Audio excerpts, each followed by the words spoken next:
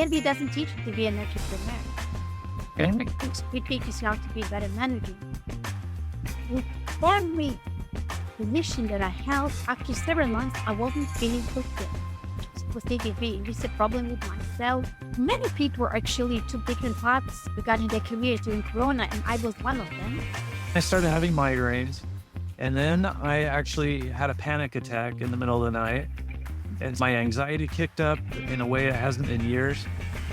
Just like chained to your cubicle. You're trying to reproduce that productivity, and you're comparing yourself with everybody. So you're just like, more stimulant, more caffeine, whatever I can do to keep my edge. Hello, everyone, and welcome to Corporate Dropouts. I'm Brad, your host, and like many of you, I made a big leap out of the corporate world, leaving behind the job security, the familiar routine, and everything I thought I knew about success to pursue a different path. I even took a cross-country bike ride in search of answers to my big life questions and questions about work.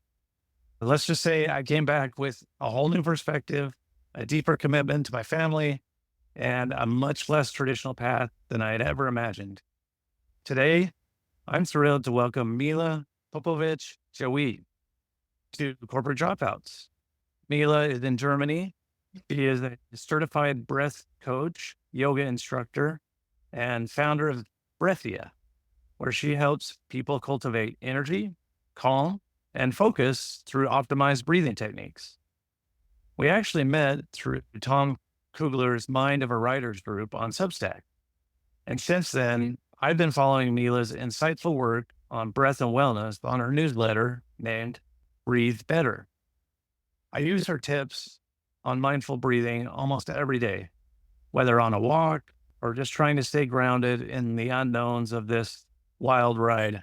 Mila's journey, like many of ours, started in the corporate world, and she made her own leap and have been using her story and skills to inspire others to breathe better, live more mindfully, and negotiate their own versions of success. She recently joined us at our Corporate Dropout Live water cooler chat, where she shared her story with our community and generously offered support to others on this path. So, Mila, welcome. I'm so looking forward to diving into your story, learning more about what led you to found Breathia, and hearing your thoughts on what it really means to be a corporate dropout. Thanks for being here, Mila. Thank you so much for inviting me. I'm happy to be. Mila, could you share a little bit about your journey just to get us started? Like, what first sparked your interest in leaving the corporate world to explore breathwork and wellness? Because I know that you were in a completely different world from where you are now. So tell us kind of how it all came to be. Well, I could have never imagined that one day I would complete it. It wasn't my path, so to say, because I studied political science, then I went into journalism for several years, then customer service marketing sales, then I did an MBA thing, and I was preparing myself for a successful corporate career. And I was very committed to work, but with every position that I held, after several months, I wasn't feeling fulfilled. And I was a really good employee, and I was a good colleague. I remember because it wasn't something that was making me happy, fulfilled after several months. At any new job positions, I was thinking, "Hey, this is a problem with myself." So the last job in banking, I was in anti-money laundering. It started like I was very excited, and I was thinking I was really making the difference. But I never understood it was just politics, and you do your job, but many things, many contracts happen because they are supposed to happen. You will do your job, you will tick boxes. Then we had a lot of pressure. Of course, they were a stable on manpower, so we were overloaded with work, and you had responsibility, it's anti-money laundering. My child was little, and I was paying almost half of my salary. And then Corona started, and I started having issues with my shoulders. I developed the frozen shoulder syndrome, first one side and second. So this just wasn't the way to live anymore. So many people actually took different paths into regarding their careers during Corona, and I was one of them.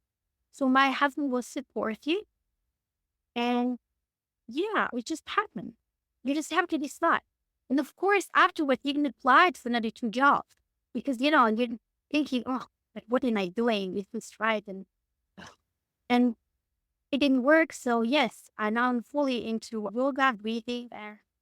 This is what I'm supposed to do, actually, because in 2008, I had the first encounter with breathing with the 10 rabbits. I didn't know if you ever, and he was talking about this, the world of peace, yeah, this organization world of peace. And she's talking about the breath and that this is everything. And then I just forgot it. Then it worked for many years, and then we just all this to say that now I'm where I'm supposed to be. And yes, it's easy, it's frightening sometimes, but that's it. I work and I love it, and I'm here to help people discover their connection with it. It's such a beautiful story because I love how you remembered that seed that was planted back in 2008.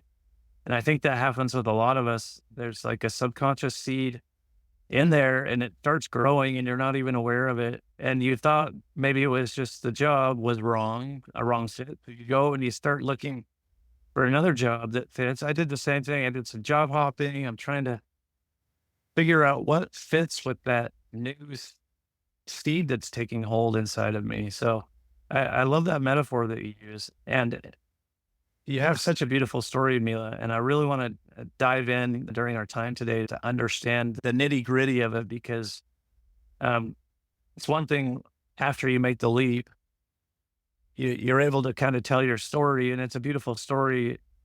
But a lot of times we forget the ups and downs that came with it. So I appreciate you being willing to kind of explore those ups and downs with us because our listeners and people that have stopped by to listen to this are either they're still feeling trapped in their job, like I call those, a cubicle captive, right? Just like chained to your cubicle, or you're actively trying to plan your escape, or maybe you've made the leap and it's interesting to see somebody else that's made the leap and see where the paths parallel and where they diverge. And then we have a lot of self-made sages in this group who have been out of corporate for 20, 30 years, and they have so much wisdom to offer. And it's interesting for them to come back and listen to these stories too and see where the paths converge and parallel. And we all have so much wisdom to offer each other because we're all on different paths and we're all seeing similar things, but through different perspectives. When we can share our stories like this, there's so much wisdom that can be gained for everybody involved. So your background, you were doing anti-money laundering. You spent a lot of time in finance and negotiations, and I know you did some journalism. It's such a world away from wellness. Was there a particular experience you can remember? Was there a particular experience or moment that made you feel like it was just time for a change? What flipped that switch for you? I know you mentioned your shoulders, the stress with your daughter, being a nanny, but was there just a defining moment that you can remember? Well, the defining moment, we can say that what pushed you was the Corona and also the health issues. But I remember since I was 35, I've always wanted to have adventure. And this was my idea. I was thinking, reading, climbing, but I didn't have this. I was afraid to start from. And my educational pathway was, oh, you do this, then you're going to be they're going to get a, position, corporate ladder. And this was my mind. And it's difficult to escape it when everyone around you are in the same, they do the same thing. They all want to do exactly the same in different. Yeah. So you cannot escape it. It's difficult. And then I also wanted to have a child with my husband, and it took some time. So we had some difficulty. So all these things for energy away from you to do something you really wish or something that the passion, then you just forget about it or you don't have energy. And finally, I think the corona was big, the town waves was there. Immediately after the shutdown. Yeah, so yes, and of course it was scary after several months at the staging. What now? But I must say who inspired me about yoga. My teacher, Canadian lady that I met in the end of 2019, when we started working together. First in Germany, then she went back to Canada with her family. And we've been working online for 2 years, and she actually inspired me. Ah, Yes. So I can say thank you, Sarah Napleton. She was a different kind of yoga from the, the women voice for opera, the very high one. Soprano. alto and soprano. Yeah. Okay, yes. And she wrote her teaching operas. Yoga and opera. Yes. Beautiful. It's all about the breathing, actually. Yeah. The posture and the posture.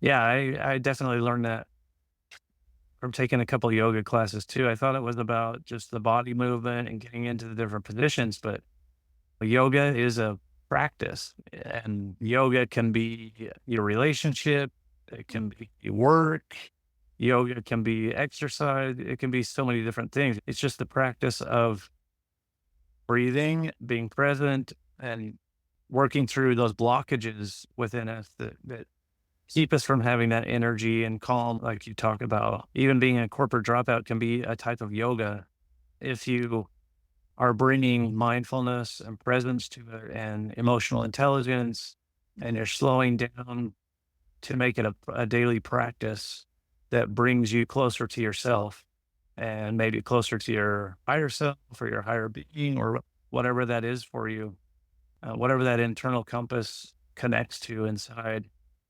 To me, that's what yoga means. And I get that sense from how you approach it as well. I really appreciate the way that you approach it. Yes, I'm just trying to add, it's also about the gratitude. About every morning I wake up and I just look at the sky and I say, thank you that this sky for holding us all in one feet because feel the great, being great. When I do this 3 times a day, I look at the sky and I say, it's just about the presence of my presence in this world. I have just little step. Yeah. Thank you for holding us all in one great and it is such a big in the great to me. Bring. Yeah. That's such a beautiful practice. And yoga doesn't have to be, I mean, you correct me, you're the yoga instructor, but yoga to me doesn't mean I have to go and do positions for hours at a time. It's just sometimes simple practices like that for the day that ground you and help you feel like you're part of something bigger than yourself. I would have loved to have these practices back when I was sitting in my cubicle. We all have practices. I felt like mine was staring at a computer and trying to distract myself. All right. Leaving behind a stable career can bring up a lot of fear. You talked a little bit about this when you left during the pandemic, whether it's about finances or the unknown, like you wanted a franchise, you wanted to do all these things, but there are all these unknowns and uncertainties. So, Mila, what were your biggest doubts in this, and how did you manage them as you made the transition? Because making this leap, it takes a lot to get through those fears and uncertainties to actually do it and not just be in here thinking about it all the time and dreaming about it. Yes, well, the biggest fears was, am I good enough? Ah, am I For good enough? something. Am I, do you know this famous, I am enough? Well, the most of us don't feel that they're enough. But Andy, what job is it here? And what next? Where can I transition into? Like I paid so much money for the MBA, and then in the end, like I'm leading this corporate world. And what now? I mean, yes, yoga, it's beautiful, but there are so many yoga teachers. And there is not so what. There are so many pizzerias, around the world, and they all stop at that. It's what you make out of it. And so I was thinking, What? I can be next yoga teacher or a reading coach. And then, of course, the financial point is if you really wish to leave this corporate world, then you should plan for, I would say, at least 18 months savings so that you can live normally during that period. So it takes some planning. I do not recommend just to say, oh, I'm leaving tomorrow, or especially when we have a plan. And of course, your partner has a word into that as well. The partner has to agree. Um, For me, the support was such a game changer during my transition out of corporate life, taking my bike ride, moving my family. Like, not only my wife and kids were supportive, but my siblings, my parents. How did your support system come together and how have they influenced your path since going out on your own and starting Breath? well, my husband, of course, he was supporting, but he didn't really get the idea at the beginning, like what is actually going to do. And then at one point, she was sending me some part-time jobs, and I said, "Please don't do that. I'm done. We discussed it." Then he stopped. Then he stopped. My parents, well, I'm grown up, of course, I have my own family, but of course, for them, it's a different generation. We didn't really understand at the beginning, but then after some time, everything just makes big. The most important that I feel good, I'm healthy, I don't have any pain, I can move, and it's how you feel, what you project, and then, it's a journey. Yeah, I think you made a good point there. It's like you're going to have people from different generations, different walks of life in your support system that aren't going to understand it at all. But you just have to keep going with that internal compass toward what's important to you. Eventually, they'll come around and support you because they'll see actually how important it is to you and they want you to be happy. And if they see that it's going to make you happy, then that support will come. But at the beginning, it is really hard because your spouse is like, wait a second, we're doing something completely different. Why didn't I get the memo on this? Why didn't you tell me 5 years ago this was going to happen? And it can be very jarring for your kids and for so many people. But I got to say to everybody listening out there, it may take a year and a half, 2 years, but eventually they will get it and they will see how happy it makes you.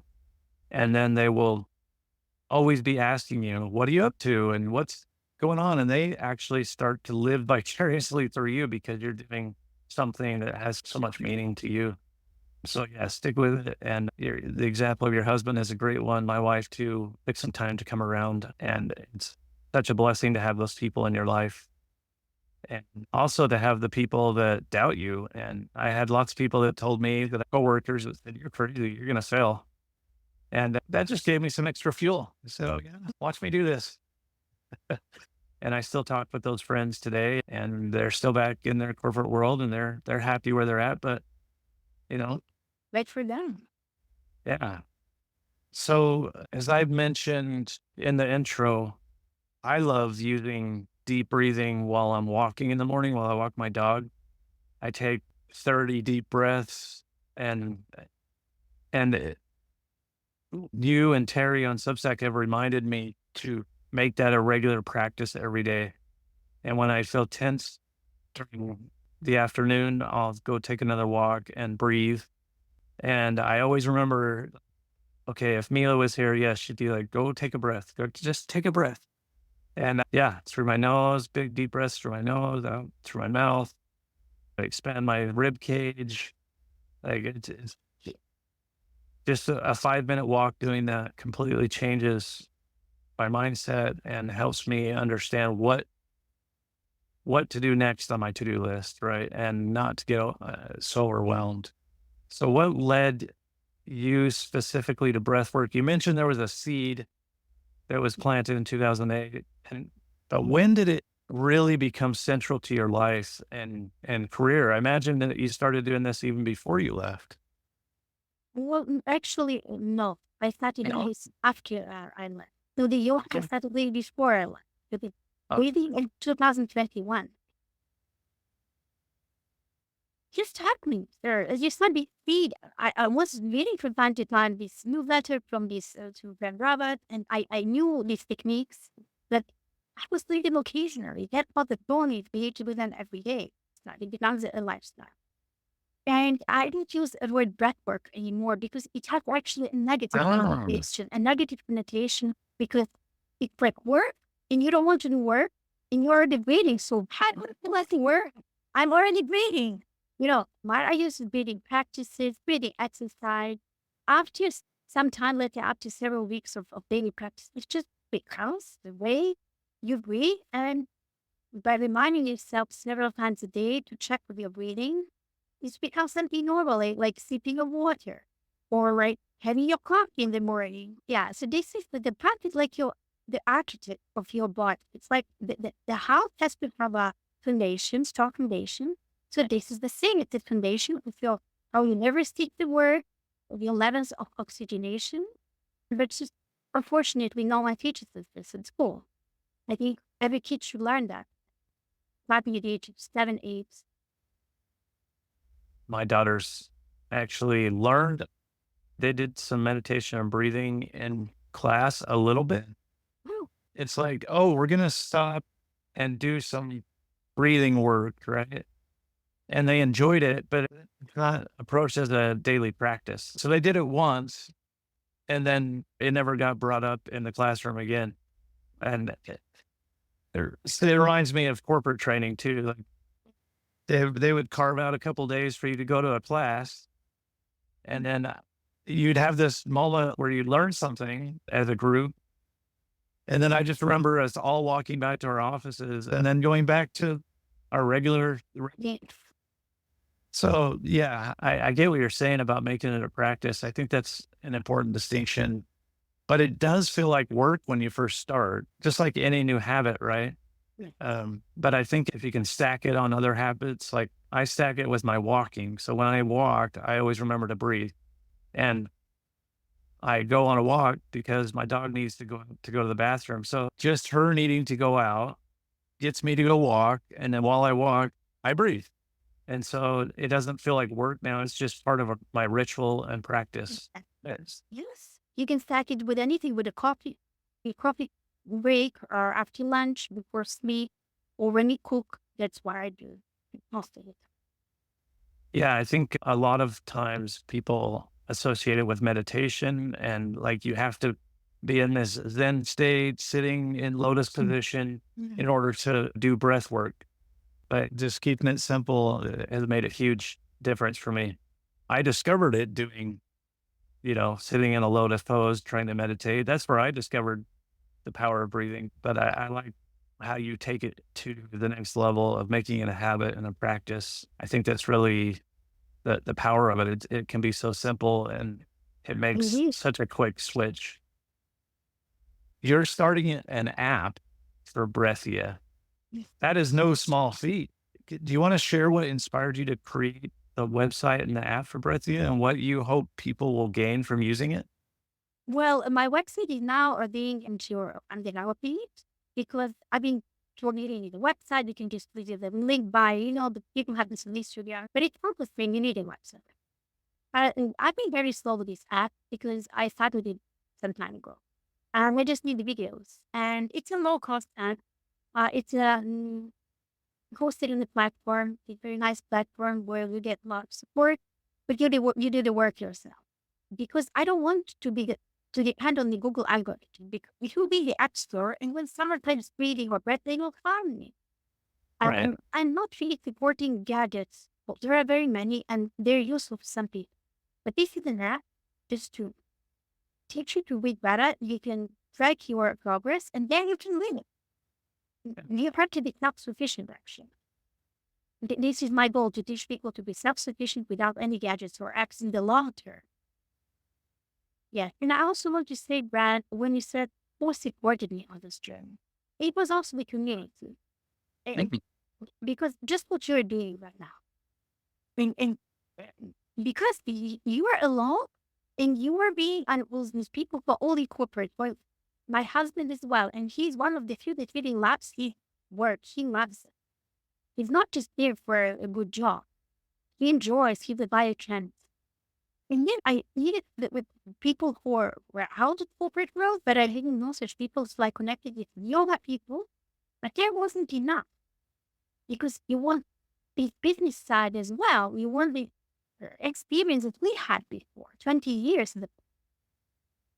So now I think I also find one of the support, point. Yeah, it's important to have multiple. I also attend two other communities. So today, after we talk, I'll be attending the School of the Possible with Dave Gray, his community for creatives. That's really helpful. And then I attend another community online called Verbal to Visual. That Yeah. community has been so helpful for me on my creative journey and pulling out what I've been wanting to express. And this community is a direct reflection of the work that I've done in that other community. So I love community, and I would say, yeah, find as many that you have time for. We live in such an amazing world where we can just jump out across the world and find a few people that resonate strongly with what we're doing. So I appreciate you jumping into our community here, and you definitely light up the room when you come in, and I appreciate that. Let's see. I want to talk a little bit more about breathwork, or I'm sorry, breathing practices for our fellow corporate dropouts, because in the corporate world, stress is high. And even as a dropout, after you make the leap, stress is still there. It just changes shape. Yeah. How has breathing helped you manage stress after you made the leap? And are there techniques that corporate dropouts can use when facing their big decisions or daily challenges as they're trying to figure out their next steps? What do you think would work for our fellow corporate dropouts? Well, the go-to technique for stress relief is the diaphragmatic breathing, because usually when we are stressed and just we breathe with our intercostal muscle, which are here in the upper chest, which we want to. And often we open our mouth I end up like this. and you are sending your body a signal that I'm stressed. But you're also hyperventilating because you're breathing through your mouth, and you just making out the power to you're not conscious. So the go-to technique, I would say, primarily because I want to show that you put one hand on your abdomen, one with me. Yeah, I put one hand on your lower ribs. So what we do through as we inhale, always through your nose, because notice the breathing and mouth is for eating, as we like to say in the other world. When you breathe in, you're bellying up your abdomen actually, and we will feel and we will breathe in your lower ribs. So is my stomach pushing Yes, outward? Okay. outward when you breathe in, and inwards gently. Do not engage your muscle because we want a passive exhale, Okay. relaxing your abdomen, relaxing your exhale. So we should do this 5 to 10 times throughout the day. Of course, pay attention that your shoulders are relaxed. They're not next to your ears, and which you're sitting straight. Your seat pose just to have this effect of grounding, and your feet should be on the floor. You could also do it in a cross-legged position, but when you're sitting at the desk, they prefer. Oh, this is really nice. I've just been practicing breathing while I'm walking, and I realize now that I've been moving my body up and down to try to get full breaths. But this is a diaphragmatic breathing. It feels so different sitting here at my desk, just doing this with you now. And then having my hand on my rib, it also feels like I'm providing another point of grounding, like just touching my rib that way because it's such a sensitive area. It kind of gives me something to focus on with my breath. I like that. That's great. I'm going to look really funny walking around like this with my hand, but I'm going to do it. You would have to have your hand on your abdomen and on the lower ribs or on your chest. And it's just for the sake of the practice to get this connection, this mindful connection, body, mind, breathing. That's it. Yeah. Okay. I really like the hand placement. That just brings me right into the practice and into the moment. That's great. And also you can count because this is all a kind of a micro meditation, as I like to call it, because when you count it, you don't think about everything. Within 1, 2, 3, 4. Exhale, 4, 3, 2, 1.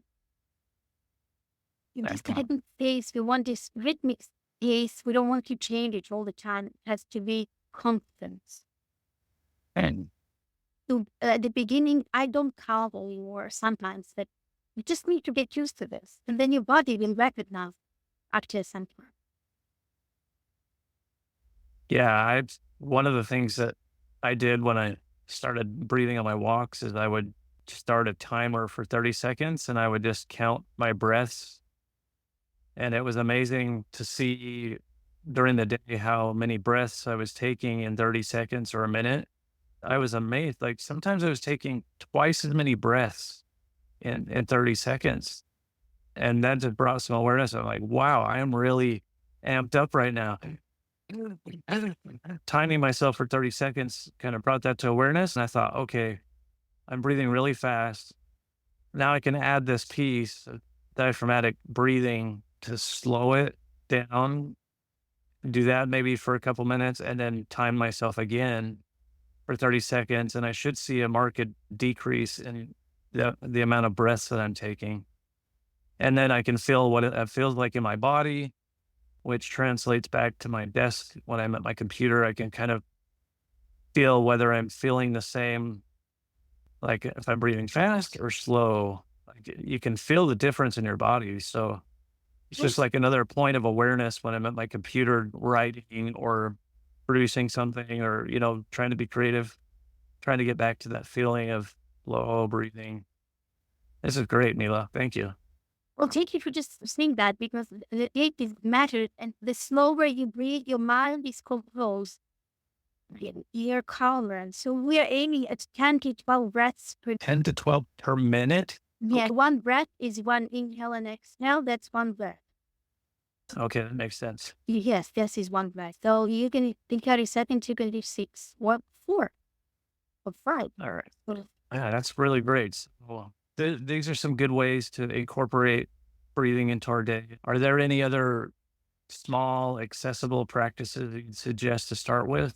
If maybe diaphragmatic breathing is too awkward at first, is there an even smaller step that you can take?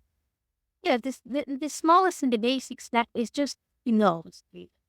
We have to shut our mouth, really. Because it happens voluntarily. That's normal, because when we are overwhelmed, we do that. And when we have this small sip spot, we don't even notice it. So really, shut your mouth. Ideally, inhale and exhale through your nose. When you walk here, you can exhale with your mouth, but I know Terry and I would like to say nose, no, always. No, as always. Mouth, yes, some people prefer to exit with their mouth. So this is the first step. Diaphragmatic breathing is actually not difficult. You cannot leave out the diaphragm. This is the dome-shaped marker here. So breathe, your breathing is fine. Or just takes, a little bit of practice. The third one, I would say, it's a bit more complicated in the beginning, but the vagus nerve stimulation by constricting the back of your throat slightly. When you put your fingers here, if you move, you will see slight constriction, because if you close it completely, you cannot breathe nor talk. If you do this, I cannot. So it means that you close it completely, and then you don't have an airflow. But if you close it slightly, then you are stimulating your vagus nerve, which is connected to your parasympathetic nervous system, which means rest and digest. And you want to produce a ha sound, like an oshi sound. Or some people like to say like wow. So you can try with an open mouth and then with a closed mouth. Like a hissing sound. Yeah. There are ways to learn that, like a technique with fogging your glasses. And then we do it with an open mouth and then with a closed mouth. So we want a hissing sound, the back of your throat.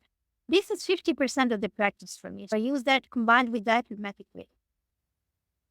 Okay. Great. Yeah, I know. I've been trying to practice this at night too when I sleep because if my mouth falls open, Yeah. that constriction happens, and my wife hates that. So then I start snoring. So Mm. I'll either prop my hand or prop something up to help my. I'm just trying to practice keeping my mouth closed when I sleep at night so that I breathe through my nose, and then I don't snore. If I breathe through my nose, there's no constriction there, and Yeah. my when I wake up in the morning, I've been breathing well all night, and it makes such a difference. This was such a game changer when I found this. I was gonna get like the mouth guards for snoring and all the other stuff.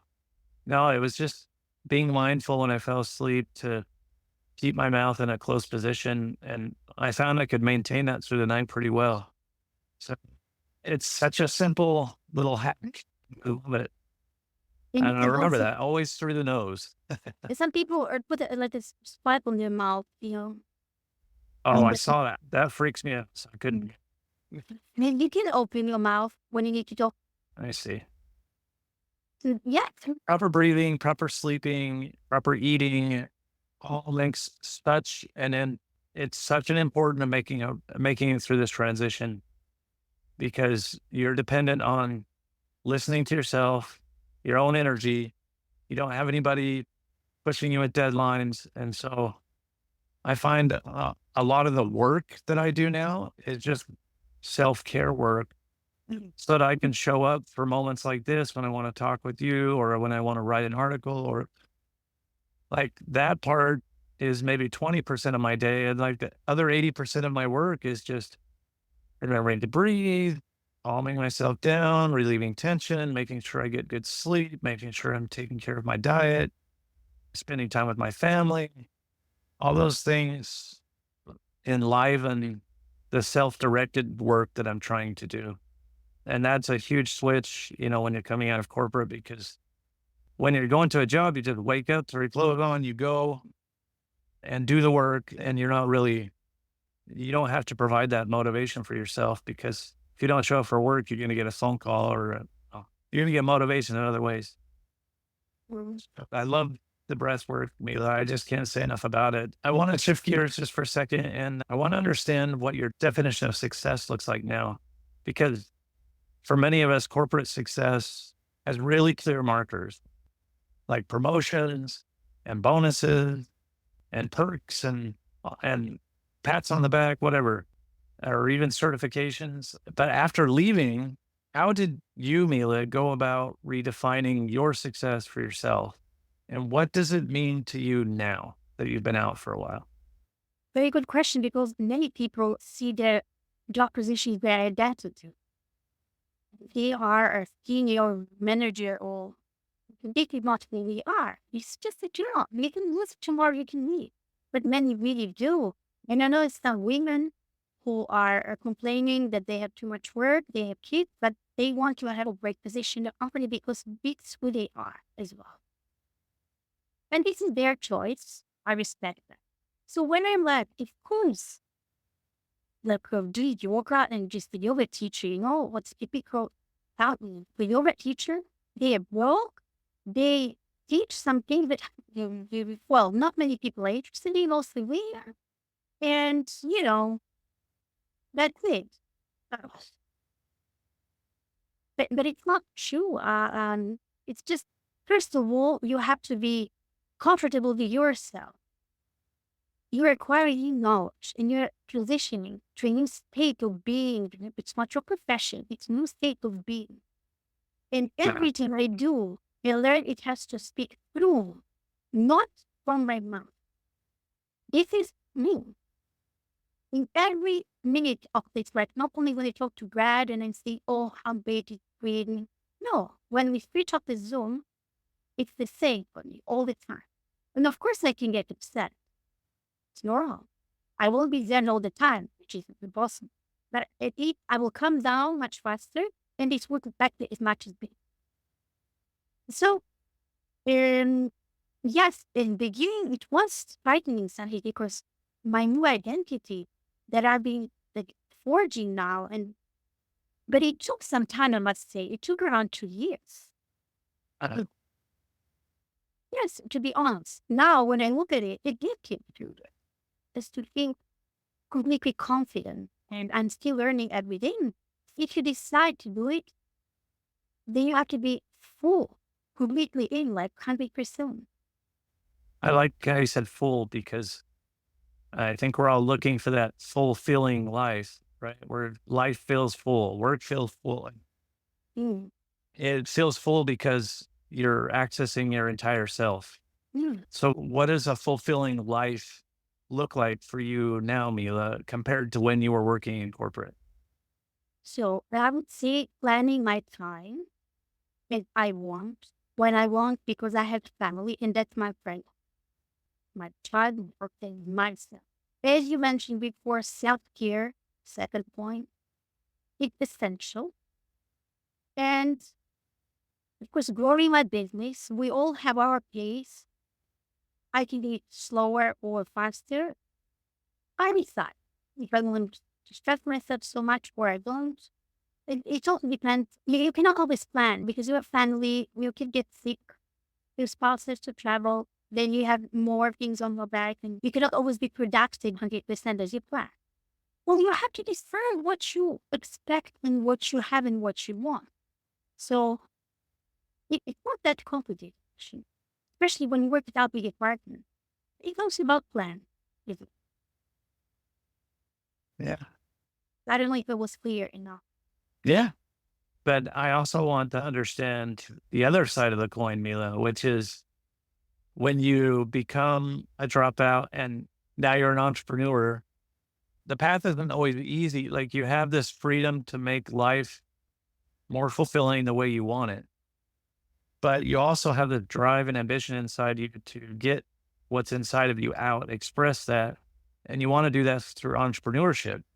And the entrepreneur path is full of risk. It's full of uncertainty. It's not an easy path. So on the other side of the coin, what has surprised you most about starting and running your own business? I mean, you have an MBA, so you've got the training for business, but what were the surprises of entrepreneurship and how have you handled some of those tougher moments? MBA doesn't serve me at all, but it's just lovely. It's a new dimension. The MBA doesn't teach you to be an entrepreneur. Okay. It teaches you how to be a better manager. Not even if Okay. the authentic person was killed. It gives you some knowledge, some training. It doesn't serve me at all, almost. What serves me my previous life experience and working on my personality, on my knowledge, and the other breathing. So, yeah, I was actually having to take the responsibility of being conducting my business 100% no matter what happens if I get sick. Yeah. I said, you have to treat what they have as if you have already arrived where it would be. And this is just repeating this script, this scenario. And you know the word is 60. You already have everything you want in any sense. And what I'm doing is just I'm doing it again because I want to make it even better. Taking away this fear that you cannot. That something will happen that will prevent you from and so having this fear security that I already there. And my every day is just repeating this pattern and making it even better, more interesting. If I have some difficulties, well, never mind. You're welcome. You know, training, it takes repetition. Yeah. I like that approach because you're right. The fear never goes away. The uncertainty never goes away. And it's like recognizing that your day is a pattern and a cycle and you're going to go through these fears, but you just get to make it a little bit better every time. That's all it is. It's an evolution that actually helps me relax just sitting here listening to you say that. Because you already right there. And you're just watching it as a movie again. And you're making this movie and scripting it better. Even if there are difficulties in it. Yeah. But you're repeating it because you love it, because you enjoy it. Yeah. It's good to separate it out in that pattern because when you go into an entrepreneurial venture or you're starting something new, everything feels connected at once. Yeah. and it's like this big, messy, tangled up ball, and you're just caught up in this mess. And so it's really hard to find your balance in that tangled mess. I like how you just frame that because that helps me. I can take that tangled mess and just realize it's just like a thread that's going around and around that's just been bunched up into a mess. So I just need to untangle that, and I can Properly. then do 5 minutes of breathing, and that helps to untangle that. And then I can actually understand where I'm at in the cycle. I might be feeling a lot of fear and uncertainty, and that's okay. It's part of the pattern, it's part of the cycle. So I just realize I'm there, I'm breathing, I'm alive, I'm okay. And know that no matter what, I'm going to continue to move around this pattern, this cycle. This fear will not last forever. The uncertainty won't last forever. It's going to transition into something else. I just need to let it happen. And if I can just breathe and remember where I'm at and let it happen, like, then you get to the high point and you're like, I figured everything out. Yeah, best. This is going to be forever. And then you have to breathe and remember, okay, I'm going to enjoy this win. I'm going to enjoy this moment, the awe of this moment. I'm going to be grateful because in about 20 minutes, I'm going to start down the other side of the cycle. And by tonight, I'm going to be curled up in the fetal position going, what's the point? Oh, what's the point of this? And that cycle just continues and continues and continues. So yeah, I love how you put that. Thank you. That really that connects for me. It's just being human. Okay, this is our design that we need to somehow structure, let's say, the engineering of the nervous system. It's not us, it's our nervous system. When you understand that, you can stop the nervous system.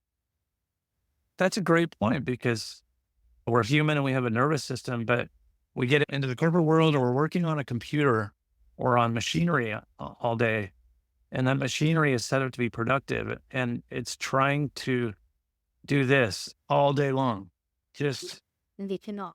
be more efficient, more productive, and more, but human systems don't work that way. They work in cycles, right? And our nervous system works in cycle that it gets energized and then it has to dissipate the energy. And when we try to hold that line with the energy, trying to push it, eventually our human system will just break. It's because it wants to get back to dissipate the energy and it wants to go through its cycle because every time we go through a cycle, we learn as part of the human experience. And you can't just be on a forever learning curve. Yeah. Right? And that's why we get free coffee in our office because they want us to always pop up. This is true. To me, we have an espresso machine, different kind of filter coffee, that is true. But because they want you to give energy when you're down, and this is caffeine, it's not good when you have 3 coffees a day. Oh, I'm so ashamed, Mila. You called me out. I was doing that just last week, trying to keep up with getting everything set up for the community. I was drinking more and more and more coffee. And then I started having migraines. And then I actually had a panic attack in the middle of the night and my anxiety kicked up in a way it hasn't in years. I thought, what is going on? And I just switched to decaf this week and lowered my caffeine dose way down, just enough to manage the withdrawal headaches. And yeah, panic attacks are gone. My anxiety's way down and I'm much more clear headed. But it's so easy, even especially in the entrepreneurial thing, you're trying to reproduce that productivity and you're comparing yourself with everybody. So you're just like, more stimulant, more caffeine, whatever I can do to keep my edge. Cockroaches and seeing you're exhausted, you have deadlines, and you are at home. It's the same, actually. I would say the coffee was corporate entrepreneur. Yeah. And I'm glad you brought this out today. It just connects with where I'm at right now so much. And I need to remember that I am human and it's okay to go down, learn from it, and then get ready to go again, and not have to be on and if I can build that into my week a little bit, into my day a little bit, and remember to breathe, I think I'm gonna maybe be able to break my caffeine habit a little bit more. You kept said, oh, this with the caffeinating of this method, is it with sweets or because there are some with chemicals, there is a natural. So we always ate one that was done naturally with the sweet method and one more with cane sugar. Oh, really? They are different. Oh, There's okay. sweet Yeah. sugar decaf and the naturally decaf coffee. Oh, I just drink regular coffee, so whatever. Yeah. I try to get natural caffeine through regular coffee. I don't I don't like the energy drinks because they have so many other chemicals in them. If I'm gonna have caffeine, it's gonna be black coffee because there's no sugar. It's just water and coffee or coffee beans. So yeah, it's easier to switch to just decaf, and then I can put in a few scoops of caffeinated coffee to help with the withdrawals. If I made this will take 30 seconds. The garden with coffee is the so-called energizing bread or coffee bread, as I call it, where Oh, it's a gentle fire in the olive. So when you do that, but it has to be done on empty stomach, it gives you energy. So it's huh. like a little coffee cake. Natural energy booster to elevating your cortisol levels, which is a stress hormone, but in a natural way. So your body does it natural. It's a very fast breathing, and you breathe into your belly. And there are very fast exhalations through your nose. So this is like an energy booster. It doesn't last the whole day, but if you do it twice a day, you can skip 1 or 2 coffee. Wow. You should not eat before that because it's too good for digestion. Yeah, there's something that's popping out here. Like you make the breathing so approachable and relatable. Sometimes we forget there is a lot of technique to it and some more practices that we can learn. So definitely going to go to your publication and look up. I think I saw whiskey breathing and coffee. There's coffee Oh, breathing. loose coffee, yes, that's the one. Different things. Okay, we're gonna start wrapping up here, Mila. But before we go, I want you to look back on everything that you've learned from your transition out of the corporate world. What's one piece of advice you wish you had at the beginning of your dropout journey? Hmm.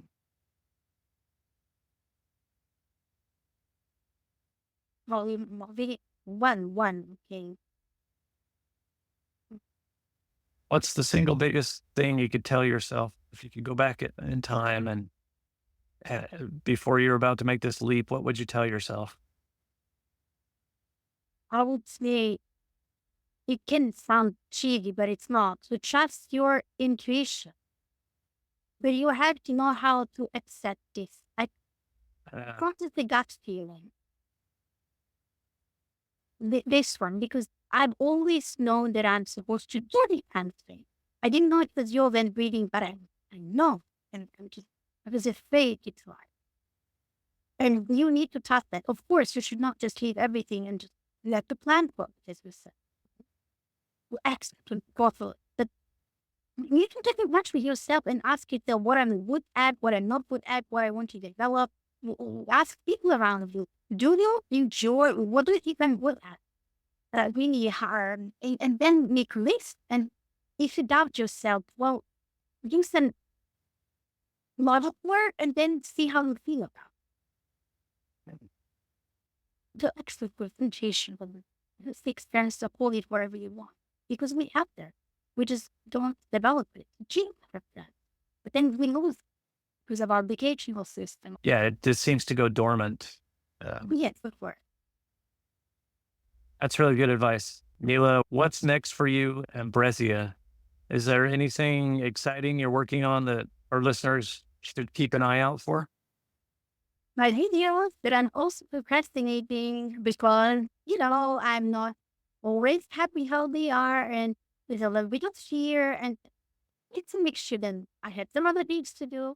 So yes, this is the app has to go out at one point, hopefully till the end of the year. So that's my biggest thing.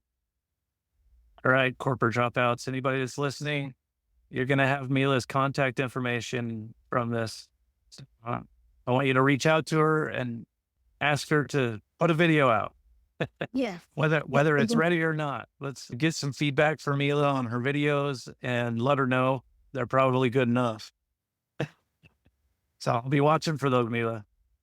Thank you, Brett. All right. Mila, thank you so much for joining us today and sharing your story. I know your insights are going to resonate with a lot of our listeners. I got so much from it today. I can't wait to go back and listen to this again and again. As I'm out walking and breathing, I'm going to be listening to it because some of the aha moments that you brought together for me were really touching and helpful for me. I could feel it in my body, the relaxation, and I can't wait to go practice my diaphragmatic breathing. And then I'm going to go look up the coffee breathing and add that to my daily breathing rituals. For those of you tuning in, remember that each of us is figuring it out in our own way. Mila's story is going to be different than mine, and mine's going to be different than yours. Don't be afraid to lean on our community here and explore new tools like breathing practices. I talked to Mike Parker about liminal coaching, subliminal coaching. We've talked to Francois about his creative coaching. Like, there's so many resources in our communities that you can reach out to if something's resonating with you. Please just go to the website, find Mila. She's there. She's introduced herself. Reach out to Mila and lean on her as part of the community. She's, as you can see, a very lovely person, very generous with her help and time. And we just all want to walk with each other along this path, knowing that each of our paths is different, but we can still help each other along the way. Thank you, Brett.